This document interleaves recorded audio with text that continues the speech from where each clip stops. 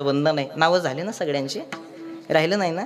आणि जरी राहिलं असेल तर राग येऊन देऊ नका, कारण तुमच्या सगळ्यांचं नाव घ्यायला मी काही तुमची बायको नाही आहे. हां, आणि जरी कोणाचं नाव राहिलं असेलच तर तुमचं सगळ्यांचं नाव एका उखाण्यामध्ये घेतो. फक्त उखाणा कसा घेतो लक्ष देऊ नाही का. आता सध्याच्या काळात उखाण्याच्या एवढ्या पद्धती निघल्यात. एखाद्या नवरीचं नवीन लग्न व्हावं आणि नवीन लग्न झाल्याच्या नंतर तिला उखाणा घ्यायला लावावं. एवढा सुंदर उखाणा घेते, एवढा सुंदर उखाणा घेते. उखाणा आहे का हा.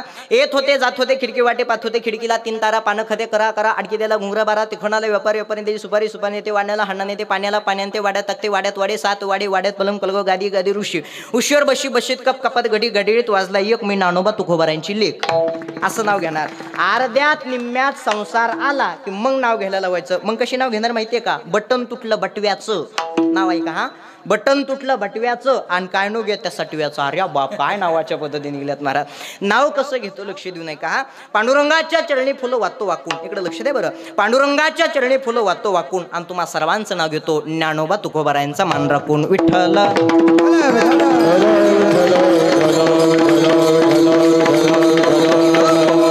सेवेकरता निवडलेला अभंग जगद्गुरु तुकोबारायांचा आहे. 4 चरणाचा आहे, सर्वांच्या परिचयाचा आहे आणि सर्वांच्या पाठांतरातला आहे. ऐका, या अभंगाद्वारे जगद्गुरु तुकोबाराय तुम्हाला आम्हाला अर्थातच मानवी जीवाला खऱ्या कीर्तनाचं महत्व सांगतात. पहिला मुद्दा म्हणे महाराज, एवढं तोला मोलाचं जे शरीर आहे, हे शरीर आम्हाला भेटलंय कशासाठी. हे शरीर भेटण्याचं कारण काय आहे.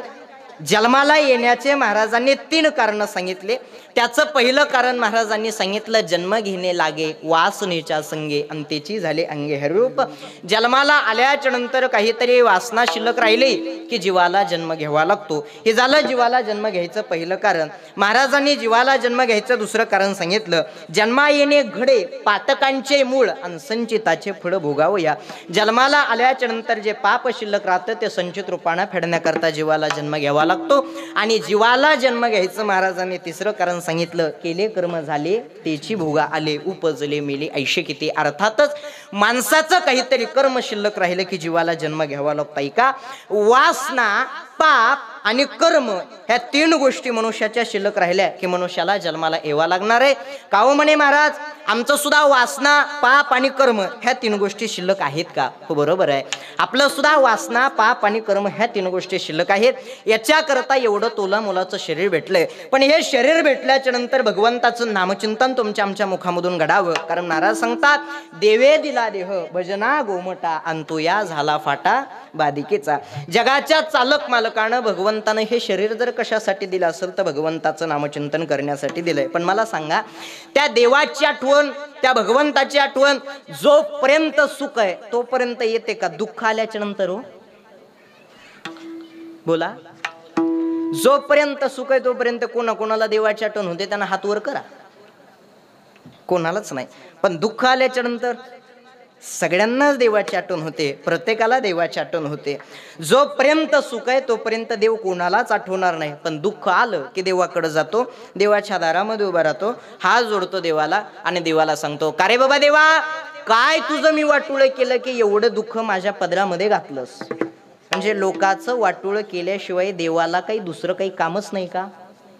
देव कोणाचंच वाटोळं करत नाही. माणसानं जे केलेलं कर्म आहे ते कर्म प्रत्येकाला भोगायला येणार आहे. एक वेळेस तो जगाचा चालक मालक भगवंत तुम्हाला आम्हाला माफ करल. पण मनुष्यानं केलेलं हे कर्म, मनुष्याचं कर्म मनुष्याला कधीच माफ करणार नाही. याच्या करता माणसानं कर्म करत असताना मात्र कर्म जे आहे ना हे कर्म चांगलं करावं. जगाच्या बापाला कर्म चुकलं नाही दादा, तुम्हाला आम्हाला काय कर्म चुकणार आहे. तुम्ही आम्ही तर माणसं आहोत. प्रत्येकाच्या जीवनामध्ये तो भगवंत एक वेळेस तुम्हाला माफ करल. पण मनुष्यानं केलेलं कर्म आहे ना हे मनुष्याचं कर्म मनुष्याला कधीच माफ करणार नाही. याच्याकरता माणसानं कर्म करत असताना मात्र चांगलं करावं. जन्माला आल्यापासून मरेपर्यंत मनुष्य सुखाची अपेक्षा करतो, धनाची अपेक्षा करतो, पैशाची अपेक्षा करतो. एवढं माणूस धन धन धन धन धन धन करत राहतो. शेवटी मेल्याच्या नंतर बॅनरवर नाव द्यावं लागतं निधन. एवढं सारखं जन्माला आल्यापासून मरेपर्यंत धन धन करत राहतो आपण. पण मला सांगा, त्या धनाची गरज कोणाला आहे हो, त्या पैशाची गरज कोणाला आहे. ज्याच्याजवळ धन नाही, ज्याच्याजवळ पैसा नाही. पण लक्ष्मी ज्याच्या पायाची दासी झाली त्याला पैशाची गरज आहे का हो. बोला, अजिबात नाही. महाराज सांगतात, पाय लक्ष्मीचे हाती अंतिशी यावे काकुळती. बाबा लक्ष्मी ज्याच्या पायाची दासी झाली म्हणे त्याला पैशाची गरज नाही. भगवंताचा आणि लक्ष्मीचा दोघाचा संवाद सुरू झाला आणि त्या संवादामध्ये लक्ष्मी सांगू लागली, देवा या जगामध्ये सगळ्यात श्रेष्ठ जर कोण असेल तर मी आहे. का? हे जग कोणामुळं चालतं? म्हणे माझ्यामुळं चालतं. लक्ष्मी देवाला सांगत होते. देवानं सांगितलं, लक्ष्मी तोंडानं म्हणून काहीच उपयोग नाही, हे मला सिद्ध करून दाखवावं लागेल. लक्ष्मी म्हणली, वेळ आल्याच्या नंतर मी नक्की सिद्ध करून दाखवणार आहे. गावामधनं प्रेत यात्रा जाऊ लागली आणि त्या प्रेत यात्रेमध्ये लक्ष्मीनं पैशाचा पाऊस पाडायला सुरुवात केली. इकडे लक्ष द्या. ज्या प्रेत यात्रेमध्ये लक्ष्मीनं पैशाचा पाऊस पाडायला सुरुवात केली, त्या प्रेत यात्रेमधल्या लोकांनी प्रेत खाली ठुलं आणि सगळेजण पैसे गोळा करू लागले. जाऊ द्या, त्या प्रेत यात्रेचं जाऊ द्या. उदाहरणार्थ जर आपल्या कीर्तनातच पैशाचा पाऊस पडलाच, तुम्ही कीर्तन ऐका राहतान का? तुम्ही राहतान का नाही ह्यो तुमचा पुढचा प्रश्न आहे. मी करीलच का नाही ह्यो लय मोठा प्रश्न आहे. सगळेच पैशाच्या मागं पळतात, सगळेच धनाच्या मागं पळतात. लक्ष्मी पळत देवाकडे जाते, देवाला सांगते, देवा बघा या जगामध्ये सगळ्यात श्रेष्ठ जर कोण असेल तर मी आहे. कारण ज्या प्रेत यात्रेमध्ये मी पैशाचा पाऊस पाडला ना, त्या प्रेत यात्रेमधल्या लोकांनी प्रेत खाली ठुलं आणि सगळेजण माझ्या मागं पळतात. भगवंताने हात जोडले, भगवंत सांगतात, लक्ष्मी तुझं अगदी बरोबर आहे, पण एक वाक्य लक्षात ठेव, ज्या प्रेत यात्रेमध्ये तू पैशाचा पाऊस पाडलास ना, त्या प्रेत यात्रेमधलेच लोक तुझ्याकडे आलेत. काय उत्तर दिलं? ज्या प्रेत यात्रेमध्ये तू पैशाचा पाऊस पडलास ना, त्या प्रेत यात्रेमधलेच लोक तुझ्याकडे आलेत. ते प्रेत अजून तुला बघून काही उठलेलं? लक्ष्मी सांगते, देवा ते उठणच कसं, त्याच्यात रामच राहिलेला. मग भगवंत सांगतात, लक्ष्मी जर प्रश्नाचं उत्तर कळालं असेल तर मी शांत बसू का? चाले हे शरीर शरीर कोणाची चाले हे शरीर चाले हे शरीर कोणाची चाले हे शरीर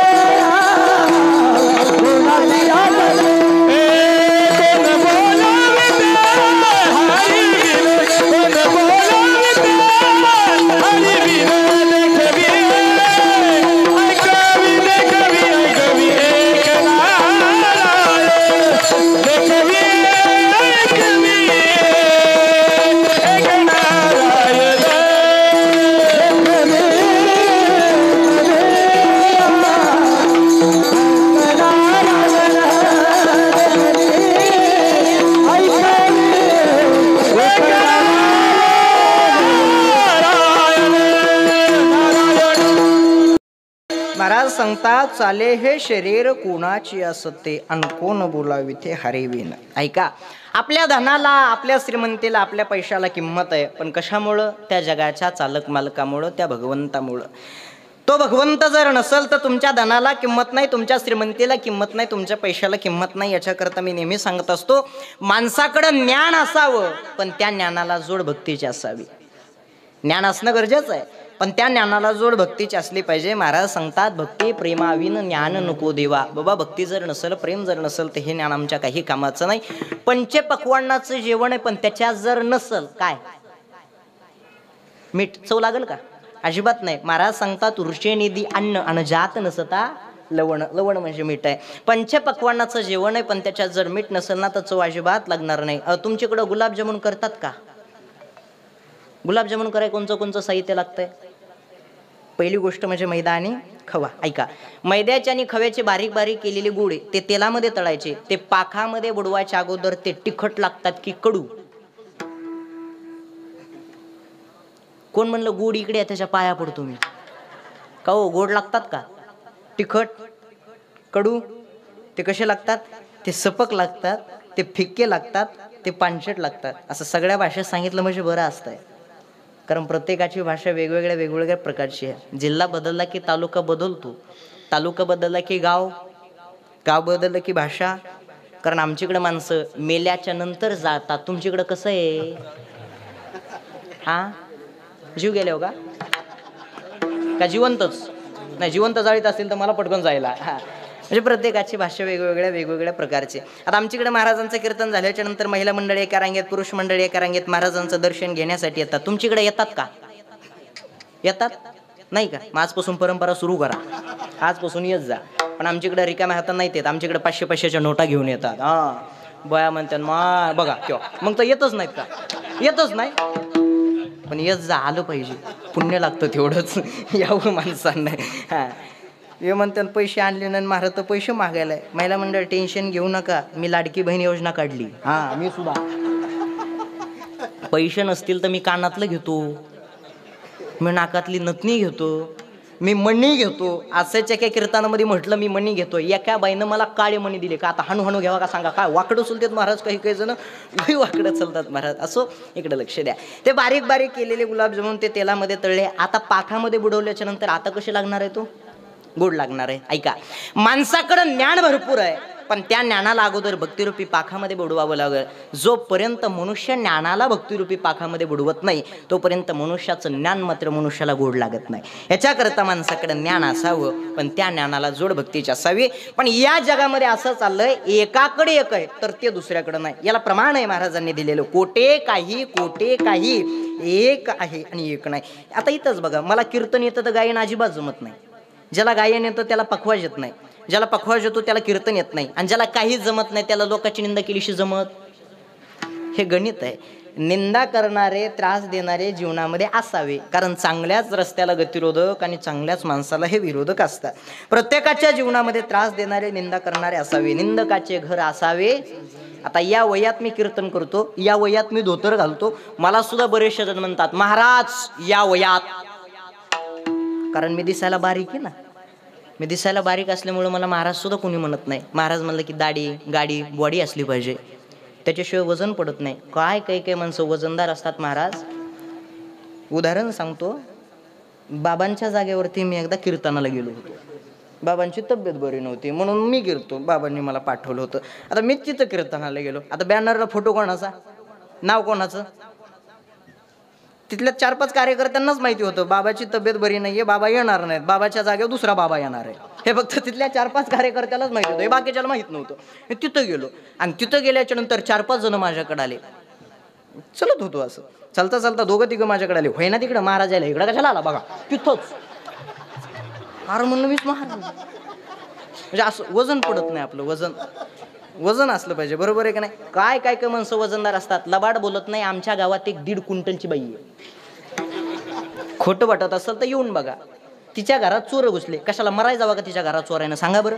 घरात चोर घुसले, बाईला जाग आली की एक चोर ह्या हातात धरला, एक चोर ह्या हातात धरला, खाली पाडले ना अंगावर बसली. आणि अंगावर बसून स्वतःच्या पोराला म्हणली पप्या जाय पटकन पोलिसाला बोलून आण. पप्या बाहेर गेला, परत मध्ये आला. मध्ये आल्याच्या नंतर म्हणला मम्मी माझी चप्पलच सापडा नाही. चोर म्हणला माझी घालून जाय पण पोलिसाला बोलून आण. असे वजनदार माणसं असतात. आपल्याकडे बघितलं दाढी नाही, गाडी नाही, बॉडी नाही, त्याच्यामुळे आपलं वजनच पडत नाही बघा. असो इकडे लक्ष द्या. विषय हा चाललाय, मुद्दा हा चाललाय. माणसाच्या जीवनामध्ये निंदा करणारे, त्रास देणारे असले पाहिजे. एक वाक्य सांगता ऐका, जब तक जिंदा हो तब तक निंदा से मत डरो. ऐका बरं, जब तक जिंदा हो तब तक निंदा से मत डरो, लोग निंदा उसी की करते हैं जो जिंदा है, तारीफ तो लोग मरने के बाद करते हैं. मनुष्य जोपर्यंत जिवंत आहे तोपर्यंत निंदाच करणार आहे, पण गेल्याच्या नंतर तर म्हणतील होता दादा चांगला होता. असं प्रत्येकाच्या जीवनामध्ये त्रास, प्रत्येकाच्या जीवनामध्ये निंदा करणारे असतातच. मी सांगत होतो जीवनामध्ये माणसाकडे ज्ञान असावं, पण त्या ज्ञानाला जोड भक्तीचे असावे. ज्ञान भरपूर आहे पण भक्ती जर नसेल, प्रेम जर नसेल, म्हणे हे ज्ञान काही कामाचं नाही. अहंकाराचे कोड फुटलेल्या माणसाचं गोरपण आहे. कोडियाचे गोरेपण तैसे अहंकारी ज्ञान. महापूर आल्याच्या नंतर सगळं जाते म्हणे, महापुरे झाडे जाते तेथे लवाळे वाचते. का लवाळ वाचतं, का लवाळ राहतं, याच्या पुढे महाराजांनी जाऊन सांगितलं, नम्र झाला तिने कुंडिले अनंता. त्याच्याकडे नम्रता आहे. माणसाकडे ज्ञान असू द्या पण त्या ज्ञानाला जोड नम्रतेची असावी. मी सांगत होतो त्या भगवंताची आठवण, त्या देवाची आठवण जोपर्यंत सुख आहे तोपर्यंत कोणालाच येणार नाही, पण दुःख आलं की देवाची आठवण होते. म्हणे महाराज आमच्या जीवनामध्ये जे दुःख येत आहे, हे दुःख येत आहे तरी का, दुःख येण्याचं कारण काय. बाबा मुळातच आपल्याकडे अज्ञान आहे. अज्ञान किती प्रकारचं आहे, देहाचं, आत्मस्वरूपाचं आणि होता कशाचं. 3 प्रकारचं अज्ञान आपल्या जीवनामध्ये. याच्याकरता आपल्या जीवनामध्ये दुःख आहे. दुःख किती प्रकारचं, जन्माला आल्यापासून मरेपर्यंत जे दुःख आहे हे किती प्रकारचं आहे. जन्माला आल्यापासून मरेपर्यंत आपल्या जीवनामध्ये जे दुःख आहे ते 4 प्रकारचे आहेत. कोणचं, जन्माचं, मरणाचं, वृद्ध काळाचं आणि आजाराचं. ह्या 4 दुःखांपैकी 2 दुःख टाळता येतात आणि मुळातच 2 दुःख टाळता येत नाही. जन्माचं दुःख टाळता येणार आहे का हो? जन्माला आल्याच्या नंतर मरावं लागणार आहे, मरणाचं दुःख टाळता येतं का? नाही, जन्माचं आणि मरणाचं हे दोन दुःख आपल्याला मुळातच टाळता येत नाहीत. पण जो निरोगी आयुष्य जगतो त्याला आजाराचं दुःख नाही, आणि जो तरुण काळात जगतो त्याला वृद्ध काळाचं दुःख नाही. अर्थातच दोन दुःख टाळता येतात आणि दोन दुःख आपल्या जीवनामधले टाळता येत नाही. बरं, आमच्या जीवनामध्ये दुःख येतंय, हे दुःख जर बाजूला काढायचं असेल, बरं, ज्याची अपेक्षा बाबा त्याची प्राप्ती नाही, आणि ज्याची प्राप्ती आहे त्याची अपेक्षा नाही. सुखाची अपेक्षा कोणाला येऊ? प्रत्येकालाच आहे, पण त्याची प्राप्ती प्रत्येकाला आहे का? नाही. दुःखाची अपेक्षा कोणाला आहे? कोणालाच नाही, पण त्याची प्राप्ती मात्र प्रत्येकाला आहे. ज्याची अपेक्षा आहे त्याची प्राप्ती नाही, आणि ज्याची प्राप्ती आहे त्याची अपेक्षा नाही. बरं, एक वस्तू ह्या काळामध्ये सुख देत असेल तर तीच वस्तू पुढच्या काळामध्ये दुःख देते. वस्तू एकच असते, बदलतो तो फक्त काळ, आणि काळानुसार त्या वस्तूचा बदल होतो. थंडीच्या दिवसात अंगामध्ये काय घालतो आपण? थंडीच्या दिवसात अंगामध्ये घातलेलं स्वेटर हे सुखाला कारणीभूत आहे की दुःखाला? सुखाला. पण ते स्वेटर उन्हाळ्यामध्ये मे महिन्यात घाला, मला सांगा, वस्तू बदलली का काळ बदलला? काळ बदलला. वस्तू एकच आहे, फक्त बदलला जर काय असेल तर काळ बदलला, आणि काळानुसार त्या वस्तूचा काय झाला? बदल झाला. आता एखादा गोड पदार्थ आहे, आणि तोच गोड पदार्थ एखाद्याला आवडतो, पण तोच गोड पदार्थ जर रोज रोज रोज रोज रोज रोज पात्रामध्ये वाढला तर माणसाला काय होते? काय होते? काय होते? उलटी. बरं, तिला उलटी का बरं म्हणतात? हा डोक्यात कधी प्रश्न आलाय का? तिला उलटी का म्हणतात? मी सांगू का? सांगू का? तर तिला उलटीच म्हणतात. असं आहे का ते? उलटी या शब्दाचा अर्थच असा आहे, पात्रातला घास हातात आला, हातातला घास तोंडात गेला, तोंडातला घास पोटात गेला, ही प्रक्रिया झाली सुलटी. पण पोटातला घास पचन न होता परत तोंडा वाटेच परत येणं, ही प्रक्रिया झाली. म्हणून ती वाक्य लक्षात ठेवा, आपली मराठी भाषा फक्त PhD पुरती मर्यादित नाहीये. प्रत्येक शब्दाला स्वतंत्र भूमिका आहे. झाड आणि वृक्ष हे DED BED समानार्थी आहे, पण विश्वकोशामध्ये नाहीये. झाड वेगळं आहे, वृक्ष वेगळं आहे, तसंच वेल वेगळी आहे आणि लता वेगळी आहे. वेलीतही दोन प्रकार असतात, एकेचा विस्तार जमिनीवरती असतो आणि एकेचा विस्तार आकाशाकडे असतो. झाड वेगळी, वृक्ष वेगळं, वेल वेगळी आणि लता वेगळी. बरं, तुम्हाला महिला का बरं म्हणतात? तुम्हाला महिला का म्हणतात? मी सांगू का? सांग म्हणा. तुला आणलंयच कशाला? तुला सांगायलाच आणलंय, सांग तूच. तुला आणलंयच कशाला? सांगायलाच आणलंय ना. का महिला म्हणतात? यांना पुरुष म्हणतात म्हणून तुम्हाला महिला म्हणतात. बाबा बरोबर आहे का? हा, असंच आहे का? नाही. महिला या शब्दाचा अर्थच असा आहे, मही अधिक ला इजिकल टू महिला. मही म्हणजे पृथ्वी, ला म्हणजे सरस्वती. तुम्ही आम्ही सर्वजण जन्माला आल्याच्या नंतर ज्या माऊलीनं मुळात तुम्हाला मला ज्ञान दिलं त्या माऊलीचं नाव म्हणजे महिला आहे. ऐका, त्या माऊलीचं नाव म्हणजे महिला आहे. ते ज्ञान बऱ्याच जणाला कमी पडलं, लक्ष देऊ नये का बरं? ते ज्ञान बऱ्याच जणाला कमी पडलं म्हणून काही जणांनी लग्न झाल्याच्या नंतर घेतलं. ज्यांचं झालंय त्यांना विचारा, जे पिपळा खाल्ले मुझे त्यांना काही कळणार नाही. कारण प्रत्येकाची बायको प्रत्येकाला प्रत्येकाच्या भाषेत ज्ञान देते, प्रत्येकाची बायको प्रत्येकाला प्रत्येकाच्या भाषेत शिकवते. प्रत्येकाची बायको, वकिलाची बायको म्हणते थांबा तुमचा निकालच लावते, शिक्षकाची बायको म्हणते मला शिकू नका, नाव्याची बायको म्हणते मेल्यानं माझा केसानं गळा कापला, पेंटरची बायको म्हणते एका रट्यात थोबा रंगवेन, पखवाजाची बायको म्हणते थापा मारू नका. आता काय करायचे सांगा बरं? गायनाचार्याची बायको काय गपची बसते का? किती गोड चालगान घरी जा, घरी गेल्याच्या नंतर बायकोला म्हणायचं बाग आज चैतन्य महाराजांच्या कीर्तनामध्ये एवढी गोड चाल गायली. बायको म्हणते ग बसा, लग्नाच्या आधीपासून मला माहिती तुम्ही किती चालायचे, तुम्ही गप्रामा काय करायचे सा? कीर्तन करायची बायको का गपची बसते का? कीर्तन करायची बायको सुद्धा गपची बसत नाही. पण मला त्याचा अनुभव नाही म्हणून मी अजून काहीच सांगत नाही. हा संसार आहे म्हणे, हा प्रपंच. या संसाराच्या या प्रपंचात बाबा मुळातच कधी भानगडीत पडू नका बाबा, अजिबात नाही मारा. यास अहो कीर्तन झाले आता वजनात घरी जायचं. वजनात इथं पंगत आहे ना, हा इथं पंगत, जेवून गेलं तरी घरी जायचं. घरी गेल्या वजनात बायकोला म्हणायचं हट वाढ जेवायला, वजनात म्हणायचं. बरं, फक्त वजनात म्हणा. कसं म्हणायचं? वाढ जेवायला, हट, असं वजनात म्हणा. बायको जेवायला वाढणारच, फक्त तुम्हाला वजनात म्हणावं लागेल. नाही तर तुम्ही असं मिळी मी म्हणताना ए पिणू जेवण वाढतेस का ग? कशाला वाढीन सांगा बरं? वजनातच म्हणा, बायको जेवायला वाढणारच. आणि एवढं जरी वजनात म्हणून बायकोनं जर जेवायला वाढलं ना तर तिथून पुढे तुम्हाला फुल परवानगी. अशा माझ्यासारख्या अशा बाह्या मागं सारायच्या, असं बाहेर जायचं, असं निब्बर बुटाचा जोडा घ्यायचा, असं जे होईन ते होईन, आणि असा खन खन खन पायात घालायचा आणि धाब्यावर जीवन यायचं. कारण मला माहित आहे तुम्ही तुमच्या बायकोला मारू शकत नाही, कारण बायकोला मारण्यासाठी मिशा ठेवाव्या लागतात. आता सध्याच्या काळात मिशा ठुनच बंद झाले. बायकाच मेहनत आणि मिशा चहात बुडवायच्यात का सांगा, काय करायचं बोला.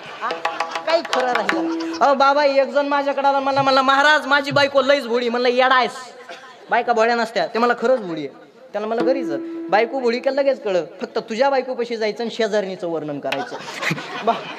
मी विनोदानं बोलून गेलो. ते खरीच घरी गेला आणि घरी गेल्याच्या नंतर बायकोला म्हणला काय त्या शेजारणीच्या हाताला चवय म्हणला.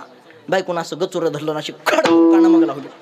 त्याला म्हणलं सकाळी लयच गोळी रे असं म्हणलं. त्याचा अपमान झाला ना, अपमान झाला. त्याच्यामुळे बायकोला वजनात म्हणला खरंच हाणलंस का चष्टात हाणलंस. हाणल्याव काय म्हणलं ते बायकोला, खरंच हाणलंस का चष्टात हाणलंस. बायको म्हणली खरंच हाणलंय. ते म्हणलं मग बरोबर आहे, कारण मला चष्टा जमत नाही. बघा काय करायचे सांगा बरं महाराज.